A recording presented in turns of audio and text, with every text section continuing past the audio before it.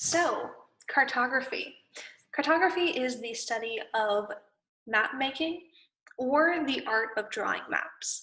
And it was one of the technologies that came out of the Renaissance.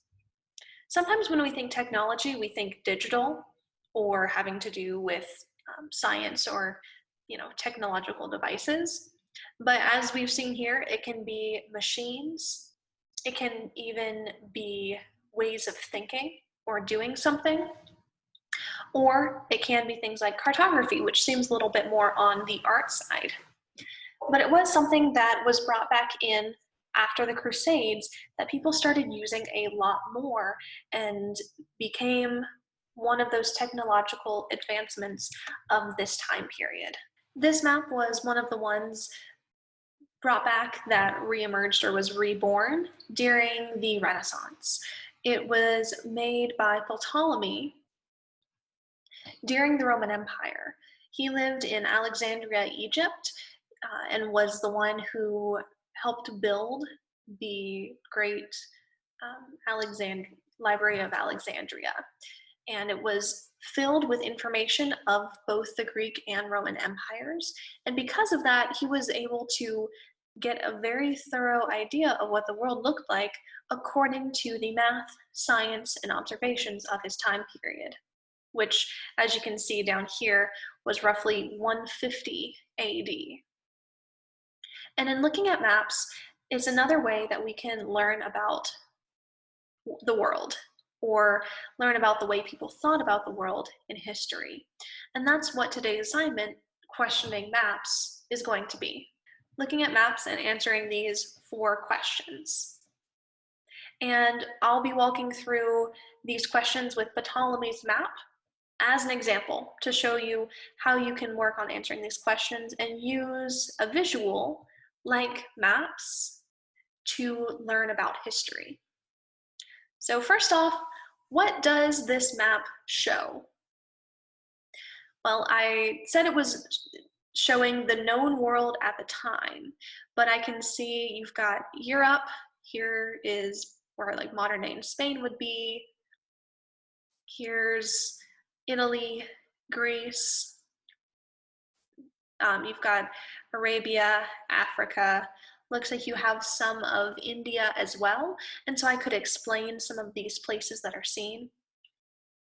I would say, this map shows parts of Europe, Africa, of the world that was known. But the second question is where it gets a little more interesting. What is missing or off? Well, there's a lot that's missing or off.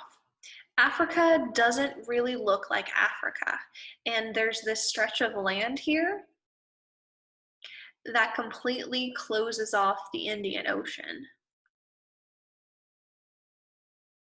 So I would say like the Indian Ocean is completely closed off and Africa isn't complete.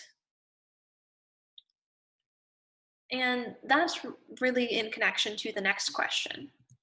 What can you infer about exploration or what hasn't been explored yet?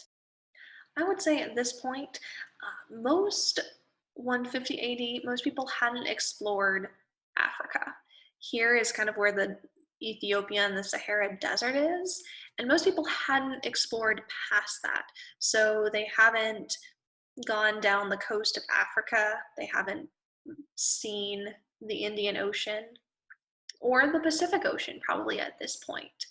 And they most definitely haven't explored North, South America yet, if this is the only thing that is known about the world. And then finally, how does this map compare to others you've seen? These can be other historical maps like you'll be looking at, or modern day maps.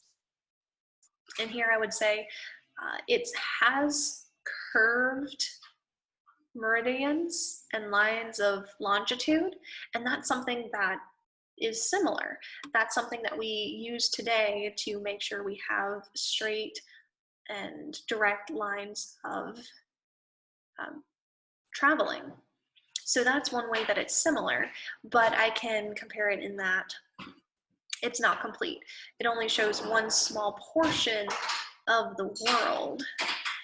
whereas modern maps are going to show more of it and have different ways of forming the continents or the sizes or the shapes in comparison to one another. With the questioning maps assignment, I have 4 different maps for you to choose from. The PDFs and images for those will be posted alongside the assignment questions, and you will pick 2 out of those 4.